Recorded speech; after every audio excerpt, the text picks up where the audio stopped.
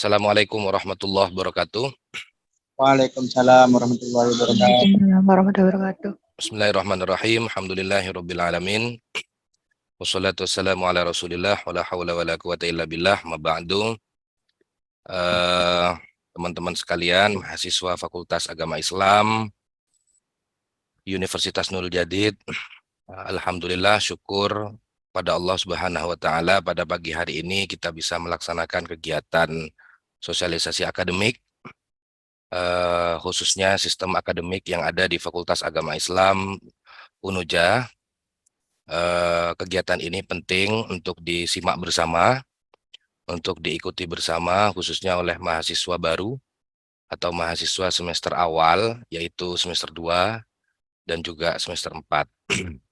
Ini nanti akan menjelaskan tentang sistem pendidikan yang meliputi SKS, beban SKS, semester antara, lulus semester 7, MBKM, sertifikasi keagamaan, sertifikasi profesi, sertifikasi kebahasaan, dosen wali, dan konseling. Ini nanti akan kita jelaskan satu persatu supaya teman-teman paham tentang layanan pendidikan yang disediakan di Fakultas Agama Islam. Para mahasiswa sekalian, kita mulai di sistem SKS. Kita mengenal di perguruan tinggi itu, perguruan tinggi apapun itu dikenal dengan sistem SKS. Apa itu sistem SKS? Sistem SKS itu adalah sesuai dengan perundang-undangan nomor 4 ya, Permenristek Dikti nomor 44 tahun 2015. SKS merupakan takaran waktu kegiatan belajar berdasarkan proses pembelajaran maupun pengakuan atas keberhasilan usaha mahasiswa dalam mengikuti kegiatan kurikuler. Nah, ini ada tambahan definisi bahwa baik itu dilakukan pengakuan itu dilakukan pada kegiatan kurikuler, kegiatan kokurikuler, ataupun kegiatan ekstrakurikuler. Sifatnya adalah rekognisi. Jadi teman-teman misalnya tidak menempuh SKS di perkuliahan, tetapi dia menempuh pengabdian kepada masyarakat yang pengabdian itu bisa direkognisi menjadi jumlah SKS tertentu sesuai dengan SK yang telah ditetapkan oleh fakultas. Nah, pelaksanaan SKS di Fakultas Agama Islam yaitu penghitungannya akan dibebankan, mohon maaf, akan dibebaskan kepada setiap perguruan tinggi.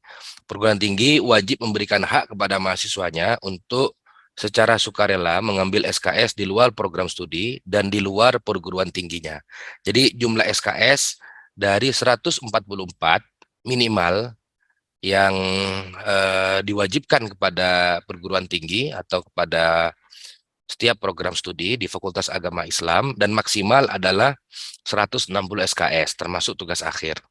Nah, 144 SKS ini tadi saya sudah jelaskan bisa berbentuk kurikuler seperti perkuliahan yang kita laksanakan pada semester genap ini, bisa berbentuk kokurikuler, bisa berbentuk ekstrakurikuler. Misalnya tadi saya contohkan teman-teman mahasiswa Fakultas Agama Islam ada yang melakukan pertukaran pelajar atau kampus mengajar, atau ditugaskan oleh perguruan tinggi menjadi delegasi MBKM Mandiri untuk melakukan pengabdian di luar negeri atau di luar pulau. Itu bisa direkognisi menjadi jumlah SKS tertentu dalam sistem pembelajaran di Fakultas Agama Islam.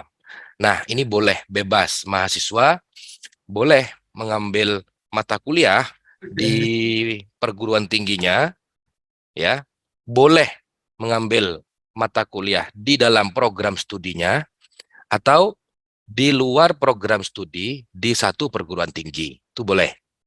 Nah, pilihan ketiga adalah bahwa mahasiswa boleh melaksanakan kegiatan pembelajaran atau bentuk apapun yang dapat direkognisi nantinya di perguruan tinggi luar, di program studi yang relevan dengan program studi di Unuja.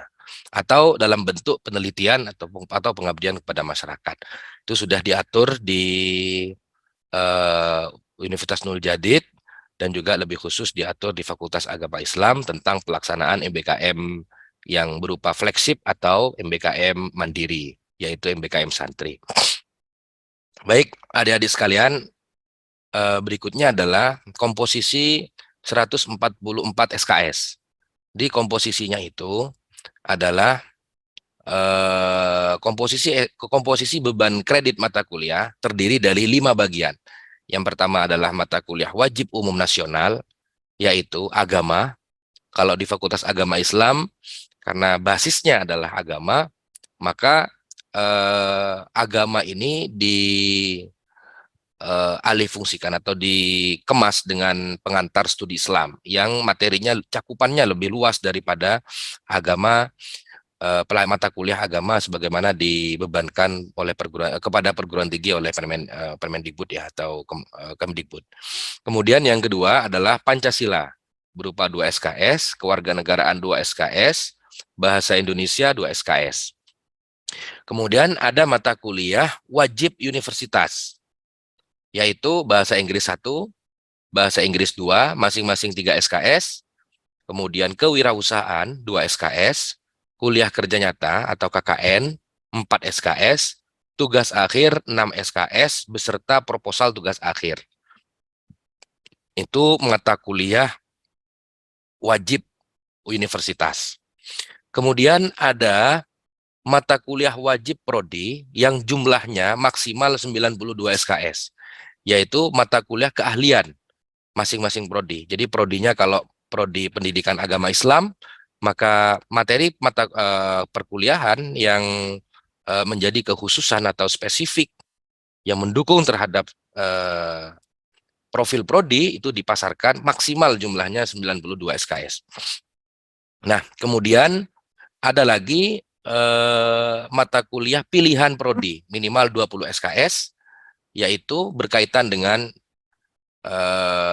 pilihan profil prodi yang ada dalam program studi dan itu dijabarkan dalam SKS atau dalam mata kuliah. Contoh, misalnya program studi pendidikan agama Islam, selain profil studinya atau profil program studinya menjadi tenaga pendidik, dia juga menjadi edupreneurship, misalnya begitu. Nah, antara tenaga pendidik dengan edupreneurship ini memiliki disiplin keilmuan yang berbeda, sehingga mahasiswa boleh memilih apakah dia lebih cenderung kepada tenaga pendidik, apakah mahasiswa ini lebih cenderung kepada edupreneurship.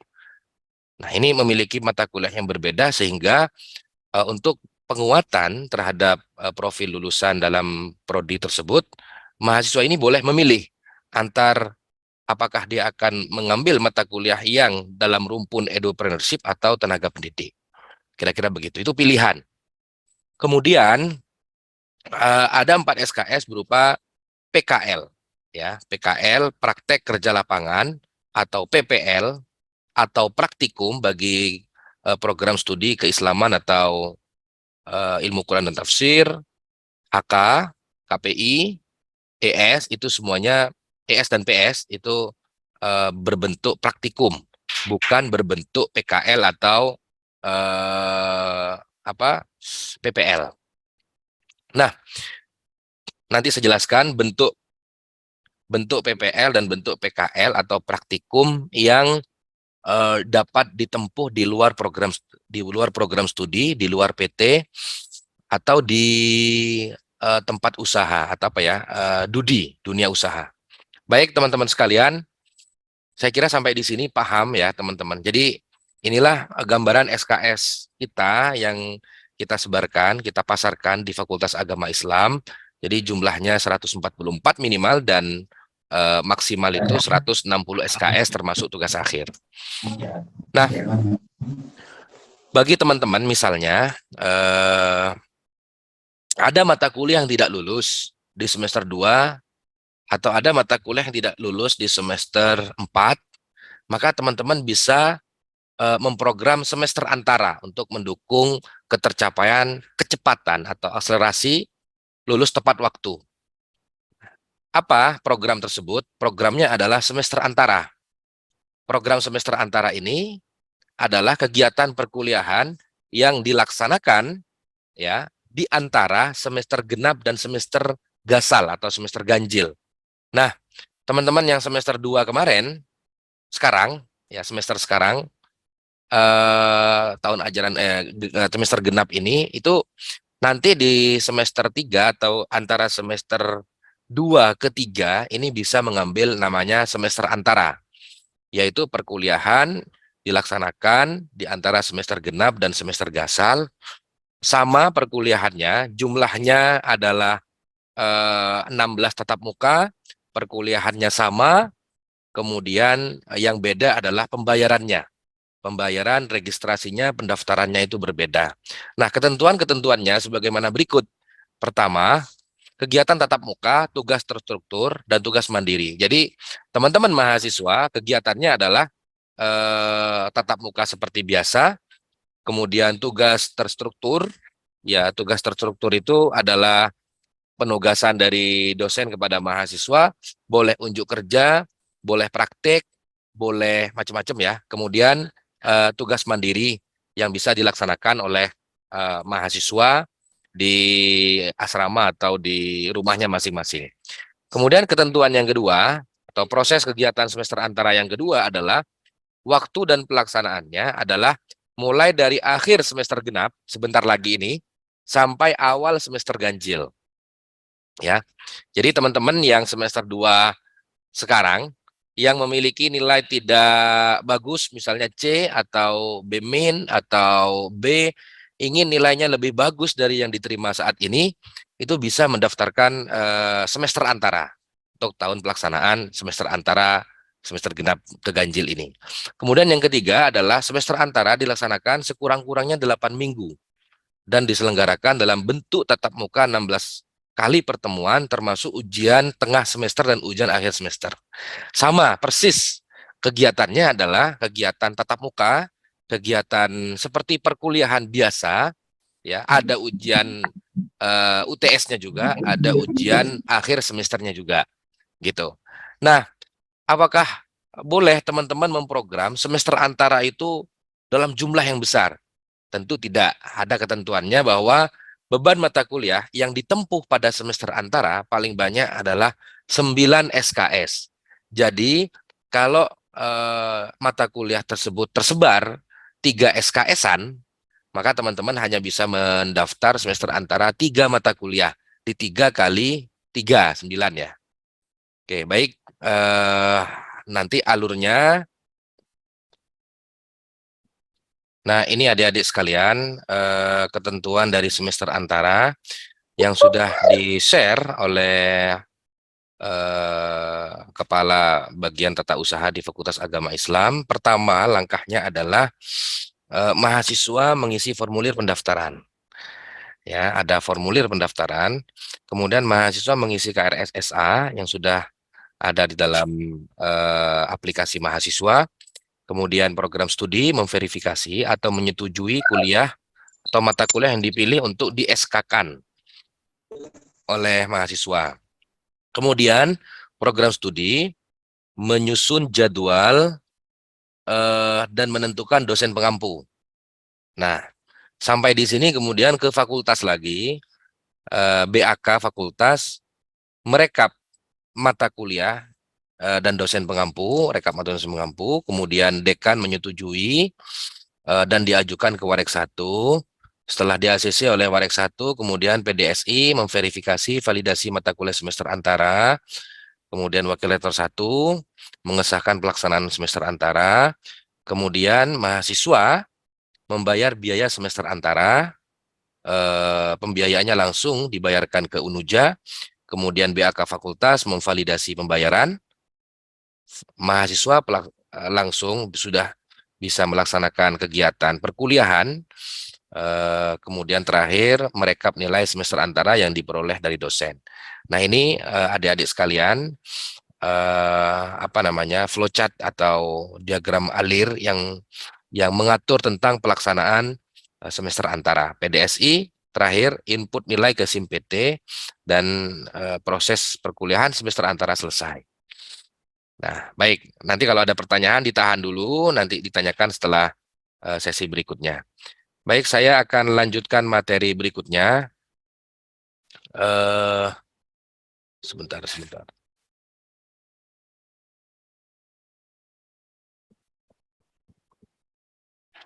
Oh ya, ada tambahan sepertinya ini. Tanggal-tanggalnya sudah diatur oleh fakultas. Sebentar. Nah, ini dia tanggal-tanggalnya adalah pendaftaran KRS itu tanggal 3 Mei sampai 27 Juli, ini sudah lewat ya. Verifikasi dan persetujuan MKSA, kemudian tanggalnya 29 sampai 30 Juli. Ya, itu langsung berhubungan dengan kaprodi masing-masing, teman-teman ya.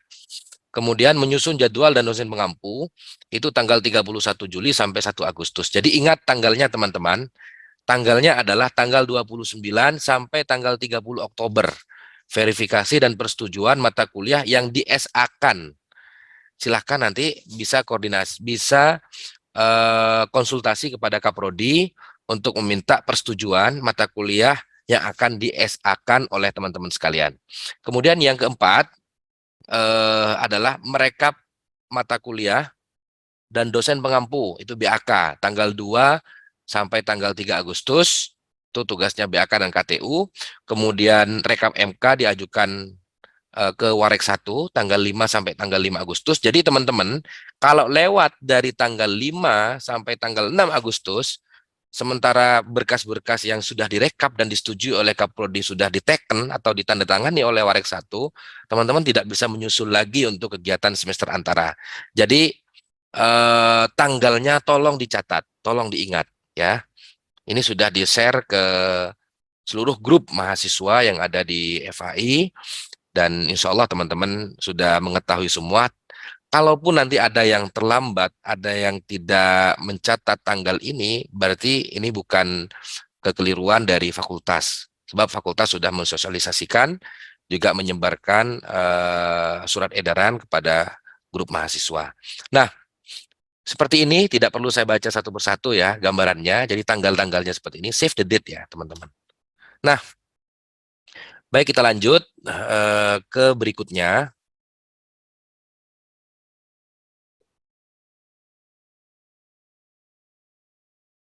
Oke, semester antara sudah. Sekarang kita akan membahas beberapa pertanyaan yang masuk kepada saya. Pak, bagaimana perhitungan saya menempuh 2 SKS atau 24 SKS atau bahkan 18 SKS? Sebab ada beberapa mahasiswa yang datang ke fakultas, dia menanyakan, saya akan memprogram 24 SKS, Pak. Padahal dia tidak bisa memprogram 24 SKS karena ini berhubungan dengan capaian IP atau indeks prestasi semester sebelumnya. Logikanya teman-teman begini, kalau orang IP-nya, indeks prestasinya itu tidak tidak baik, indeks prestasinya tidak bagus, maka di semester berikutnya menjadi evaluasi fakultas dan tidak akan diberikan mata kuliah banyak-banyak supaya nanti optimal, gitu ya. Logikanya begitu. Orang yang gagal sebelumnya akan diberikan tanggung jawab lagi di tahun mendatang, itu tentu tidak sebanyak tahun kemarin. Nah, kira-kira begitulah logikanya. Nah, itu juga yang terjadi pada sistem IPK yang ada di Fakultas Agama Islam. Jadi teman-teman kalau misalnya IPK-nya lebih dari 3,01, itu sudah bisa memprogram 24 SKS. Ya, bisa memprogram 24 SKS. Pak, kami di program studi disediakan hanya 22 SKS. Maka teman-teman bisa ngambil mata kuliah kakak kelasnya. Ya, sebanyak 2 SKS. Pak, di program studi kami hanya ada 2 SKS, maka teman-teman bisa ngambil di kakak kelasnya ya, sejumlah 4 SKS dan seterusnya begitu. Jadi maksimal 24 SKS dan tidak bisa lebih dari ini. Nah, ini di luar SA, di luar bentuk perkuliahan yang lain.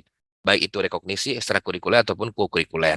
Ini bentuk perkuliahan yang kurikuler yang dilaksanakan di Fakultas Agama Islam.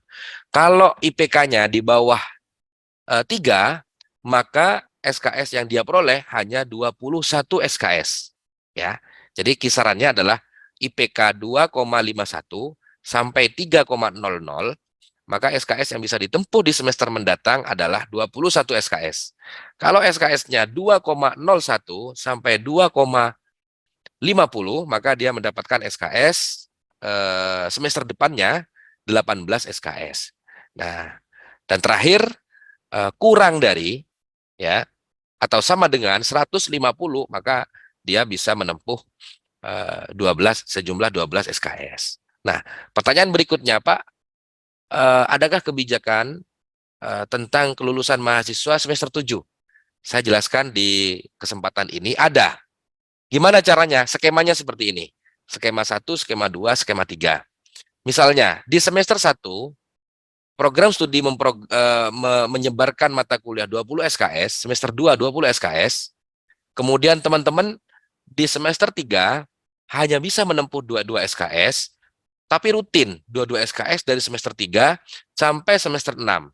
Maka di semester 7-nya hanya memprogram 16 SKS beserta skripsi. Sehingga teman-teman mahasiswa bisa lulus semester 7. Tetapi kalau di luar skema 1 dan skema 2, skema 3, ini teman-teman nggak bisa. Nah, misalnya lagi ya, semester 1 dipasarkan 18 SKS. Ini seperti program studi PAI. Jadi PAI semester 1 18. Semester 2 saya lupa ya berapa. Kemudian apakah bisa, Pak? Bisa. Jadi skemanya seperti ini, 18, 18, semester 3 22 SKS, semester 4 22 SKS, semester 5 22 SKS, semester 7 20 SKS plus skripsi. Tetapi kalau 20 SKS ini hanya mata kuliah ditambah skripsi itu tidak bisa. Ya, tidak bisa. Jadi lebih nanti SKS-nya. 20 ditambah 6 memprogram SKS skripsi maka menjadi 26. Dan itu lewat dari 24 SKS. Ya, tentu ini skema 1 sampai skema 3 memiliki hubungan dengan indeks prestasi semester sebelumnya. Jadi teman-teman kalau misalnya kembali ke tadi, kalau misalnya IPK-nya 3,00, maka tidak bisa mengikuti skema 1 pada semester 2. Nggak bisa. Ya, nggak bisa. Maka dia bisa boleh jadi di semester 3 hanya 21.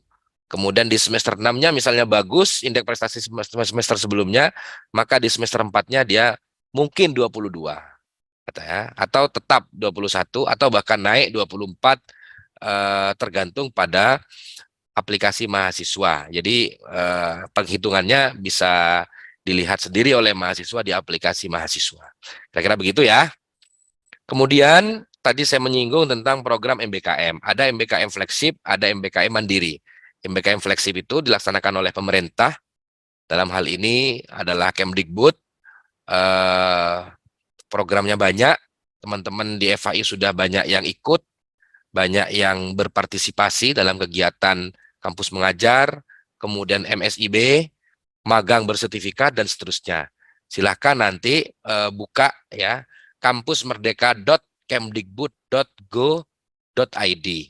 Dibuka di situ, ikuti programnya, ya. Kemudian teman-teman bisa direkognisi hasil program MBKM itu direkognisi menjadi 20 SKS maksimal. Nah, alurnya adalah semester 1, 2, 3, ya, 4 itu teman-teman tidak boleh memprogram MBKM. Nggak boleh. Ketentuannya begitu. Nah, kemudian di semester 5 sudah boleh memprogram MBKM fleksib ataupun MBKM mandiri. Jadi, bentuknya adalah pembelajaran di luar PT. Teman-teman misalnya diutus ke Malaysia.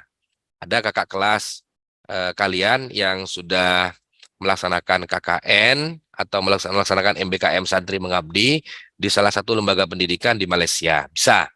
Kemudian semester 6 pembelajaran di luar PT sama. Jadi misalnya 1 tahun hidup di Thailand untuk mengembangkan pendidikan atau melakukan pengabdian di lembaga pendidikan tertentu di Thailand. Misalnya setelah 1 tahun dia kembali ke sini, maka 40 SKS itu mata kuliahnya sudah bisa dikonversi atau bisa direkognisi menjadi jumlah SKS tertentu. Nah, semester 7 pembelajaran di luar prodi dalam PT. Jadi semester 7 ini logikanya teman-teman sudah akan menyusun skripsi, ya, menyusun skripsi atau tugas akhir atau jurnal atau buku. Kalau di FAI yang kita prioritaskan adalah jurnal dan buku.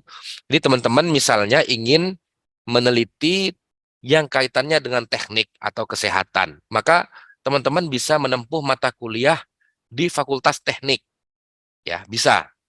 Teman-teman bisa menempuh mata kuliah, kalau judul TA-nya, tugas akhirnya tentang kesehatan, teman-teman bisa menempuh mata kuliah di Fakultas Kesehatan. Itu bisa.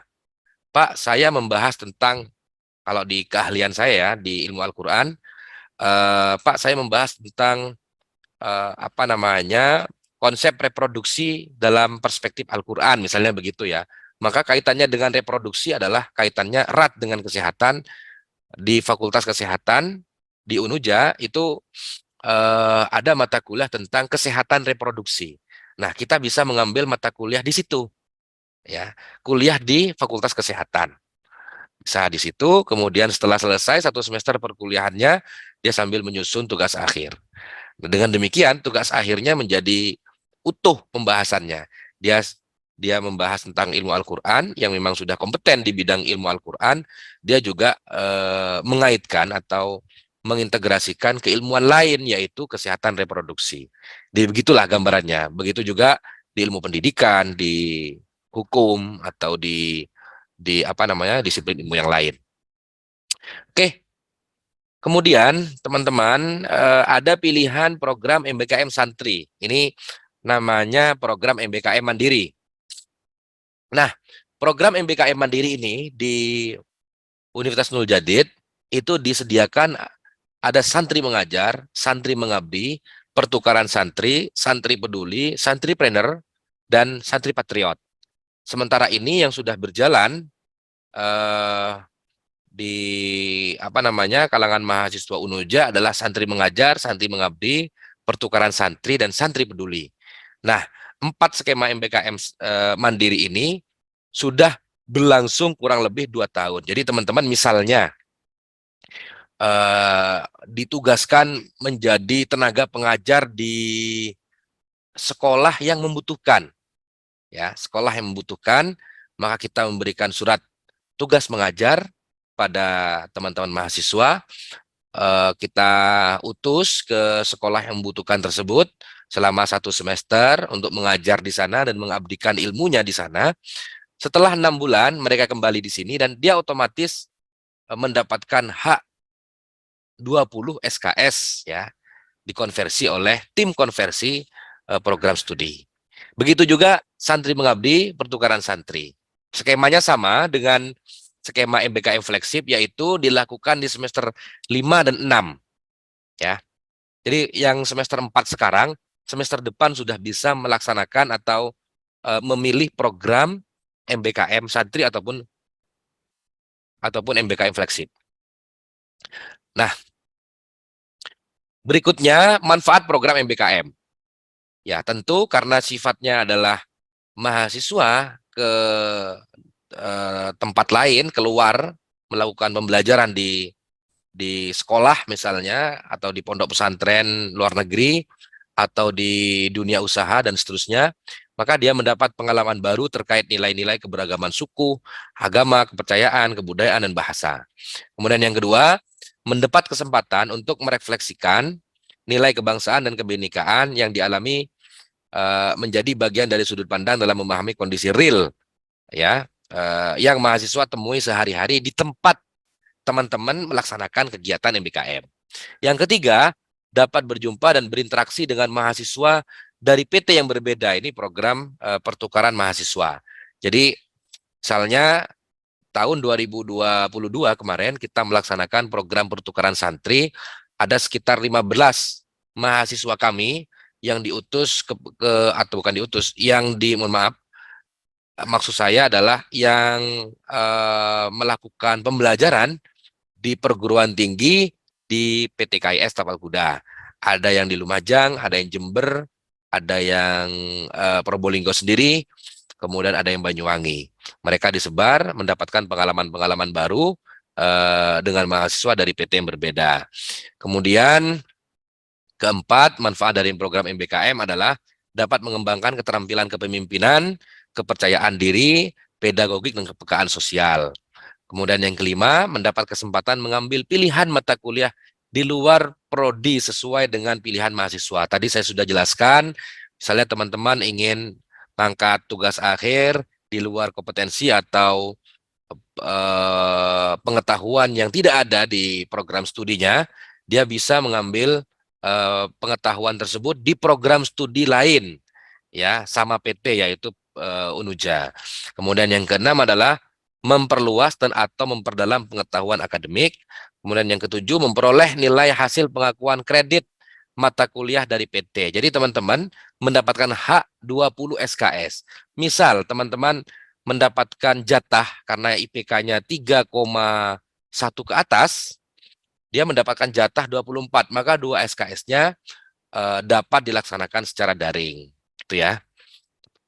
Oke, baik. Nanti tahan dulu kalau ada pertanyaan. Saya yakin di sini sudah banyak pertanyaan.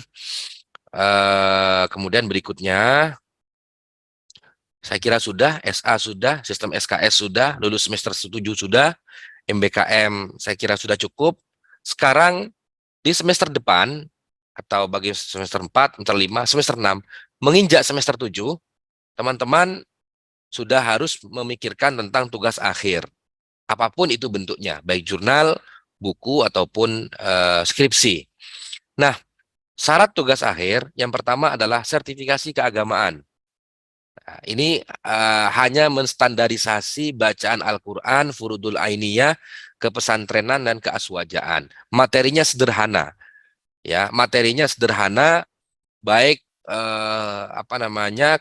bidang baca Al-Quran, furudul ainiyah, pesantren, dan keaswajaan. Seluruhnya sederhana. Baca Al-Quran hanya membaca Al-Quran dengan baik dan benar. Furudul ainiyah hanya furudul ainiyah sehari-hari. Ya, tahiyat misalnya, niat wudhu, niat mandi besar, kan bahaya nanti kalau ada mahasiswa yang tidak hafal niat mandi besar misalnya begitu, yang tidak hafal kunut misalnya, yang tidak hafal tahiyat, berarti udah mengindikasikan dia kalau sholat gak baca tahiyat gitu. Kalau sholat gak bisa, gak wudhu, kan begitu. Nah ini hanya fardul ainnya keseharian. Kapan bisa dilaksanakan sertifikasi keagamaan ini? Bisa dilaksanakan dari sekarang. Jadi bagi yang semester 2 sudah bisa mendaftar sertifikasi keagamaan ke LSPK. Namanya LSPK, Lembaga Sertifikasi Profesi dan Keagamaan. Tempatnya di lantai 2 gedung paling utara. Ya. Sebelah timur. Ya, sebelah timur. Nah, nanti teman-teman bisa daftar di sana untuk persyaratan kegiatan atau sebagai syarat daftar tugas akhir. Saya sarankan kepada teman-teman mahasiswa, jangan daftar pas dada. Jangan mendaftar ketika akan mendaftar tugas akhir. Dan itu akan sangat menyulitkan. Ya, mending daftar dari sekarang, misalnya tidak lulus, maka minggu depan bisa daftar lagi, tidak lulus lagi, bisa daftar lagi sampai dia lulus. Kalau sudah mau daftar skripsi dan pendaftaran skripsi ditutup 2 hari, kemudian belum mendapatkan sertifikasi keagamaan, itu pasti stres. Pasti akan menyalahkan banyak orang itu. Ya, ya sistemnya yang salah, ya orangnya yang salah, temennya yang salah, semuanya salah sudah. Ya karena memang dada, mepet, baru kita daftar. Nah, saya sarankan daftar dari sekarang, mumpung waktunya masih lama, jadi dicicil persyaratan-persyaratan itu. Nah, kemudian yang kedua, telah menempuh 120 SKS. Ya, jadi boleh mendaftar tugas akhir atau mohon maaf, boleh menyusun tugas akhir ya ketika dia sudah menempuh 120 SKS. Kemudian bebas tanggungan. Bebas tanggungan ini adalah bebas tanggungan biaya akademik. Jadi dia itu mau ujian sudah harus lunas semua. Jadi yang punya tanggungan di semester sebelumnya sudah harus lunas. Bebas tanggungan perpustakaan, tidak pernah pinjam buku yang tidak dikembalikan. Kemudian yang terakhir mendapat persetujuan dari Kaprodi. Jadi kalau mau nyusun tugas akhir, oh ini kata Kaprodi jangan dulu, ini belum menempuh mata kuliah metodologi penelitian, jangan, tidak boleh, karena dia akan sulit nanti. Maka kita tidak merekomendasikan untuk melaksanakan mendaftar tugas akhir gitu. Nah, selain tugas akhir ada bimbingan dan konseling. Bimbingan kita punya dua, ada dosen wali, ada konseling. Nah, dosen wali adalah dosen yang memberikan bantuan berupa nasihat akademik kepada mahasiswa sesuai dengan program studinya, ya, untuk meningkatkan kemampuan akademik mahasiswa sehingga program studinya selesai dengan baik. Jadi teman-teman agar tidak selalu ke Kaprodi, bisa juga memanfaatkan dosen wali. Dosen wali itu sudah kita susun sesuai dengan bidang dan keahlian mahasiswa. Jadi mahasiswa ini kalau misalnya program studi MPI, maka dia dosen walinya juga memiliki latar belakang MPI. Kalau mahasiswa memiliki latar belakang hukum keluarga, maka dosen walinya juga memiliki kompetensi hukum keluarga. Nah, kalau sampai nanti curhat, ya, minta bimbingan tentang usulan tugas akhir, akan meneliti apa, menempuh mata kuliah yang mana, itu bisa ke dosen wali. Tidak hanya ke Kaprodi, juga bisa ke dosen wali. Termasuk ya yang ngomong di mute dulu. Nah,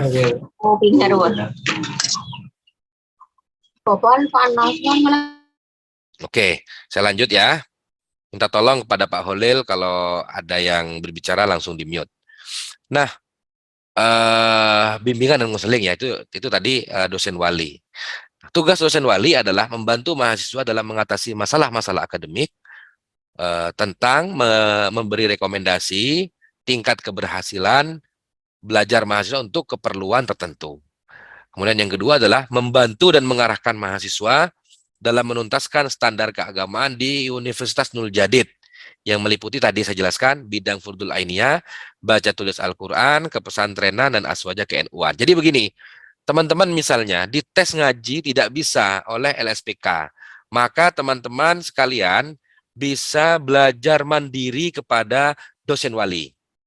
Jadi misalnya saya punya bimbingan 20 mahasiswa. Dari 20 mahasiswa, ada 4 orang yang tidak lulus ngaji. Itu bisa bimbingan sama saya. Mari sini saya ajari ngaji, gitu.